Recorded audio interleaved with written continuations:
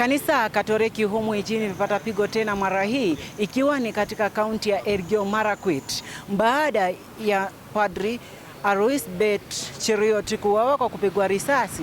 Bet Cheruiyot ameuawa katika eneo la Tot mashariki mwa Elgeyo Marakwet. Akithibitisha kisa hiki kwa njia ya simu, kamanda wa polisi kaunti ya Elgeyo Marakwet Peter Molinge amesema kuwa Cheruiyot aliuawa alipokuwa njiani kuelekea katika ibada ya misa. Kifo chake kimekuja siku tu ambapo hafla ya mazishi ya Padri John Maina Ndegwa yanaendelea huko Nyahururu katika parokia ya Igwamiti kaunti ya Laikipia.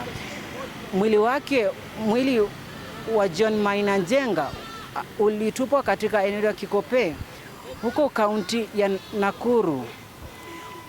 John Maina Ndegwa ameaga na umri wa miaka 42 huku maswali yakibakia kuwa ni nani aliyetekeleza uhalifu huu. Hata hivyo, mamia ya waumini wa dini ya Katoliki wamekusanyika kumuenzi na kumpa mkono wa buriani huku wakimsema kama mtu mwenye furaha, upendo katika kazi yake. Nikiripotia runinga ya Irans nikiwa katika parokia ya Igwamiti, Nyahururu kaunti ya Laikipia, jina langu ni Patrick Muriuki.